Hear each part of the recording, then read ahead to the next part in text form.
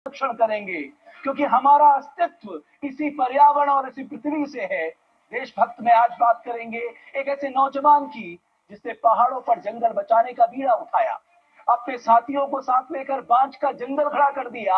आप सोचिए, जिस उम्र में हम और आप अपना करियर बनाने के लिए दिन रात एक कर देते हैं, उस उम्र में उत्तराखंड के चंदन ने 60,000 से ज्यादा पेड़ लगा दिए। तो आइए देशभक्त में आपको मिलाते हैं पहाड़ों के ट्री मैन से।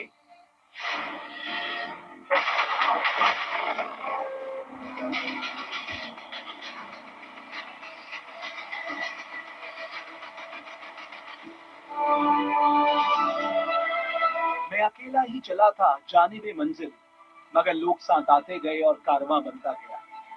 ये कहानी है उत्तराखंड के कुमाऊं क्षेत्र के चंदन सिंह नयाल की।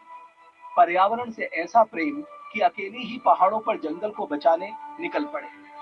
30 साल के चंदन सिंह नयाल पिछले 10 सालों से कुमाऊं में पहाड़ों पर पौधे लगा रहे हैं। अब तक करीब 60,000 से ज्यादा पौधे लगा चुके हैं। आज वो पौधे घने होते जंगलों की शक्ल ले चुके हैं। चंदन को ट्री मैन, पर्यावरण प्रेमी और वाटरमैन के नाम से जाना जाने लगा है।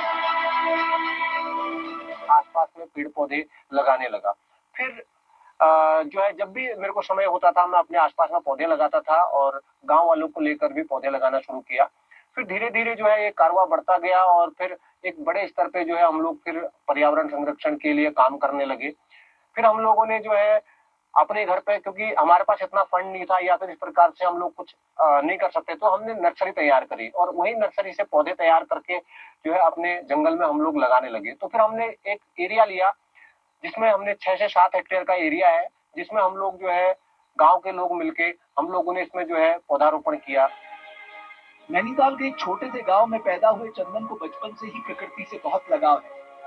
नौकरी के साथ ही उन्होंने पेड़ लगाने का काम शुरू कर दिया। बाद में प्राइवेट नौकरी छोड़कर गांव आ गए और पर्यावरण संरक्षण के काम में फुल टाइम लग गए। चंदन ने सबसे ज्यादा बांझ के पेड़ लगाए। इसकी वजह यह है कि बांझ के पेड़ों की जड़ें पानी को सोखती हैं, इससे ग्राउंड वाटर बढ़ता है। चंदन और उनकी टीम ने पहाड़ी इलाकों में चाल खाल, खंतियां और छोटे छोटे पोखर बनाने शुरू किए। इन पोखरों में बारिश का पानी इकट्ठा होता है।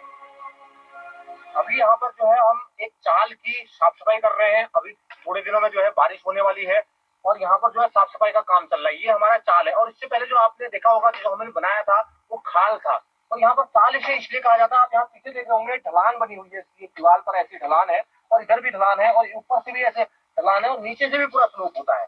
तो एक बाल्टी के आकार का ये चाल बनता है इस तरीके से, या हम बकेट उसे कहेंगे, उस तरीके का आकार का बनता है।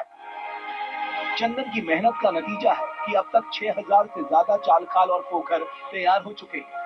यहाँ 12 हेक्टेयर जंगल क्षेत्र में बरसात के दौरान पानी भर जाता है, जिससे गर्मियों में वन्य जीवों को प्यास बुझाने के लिए पानी भी मिलता है।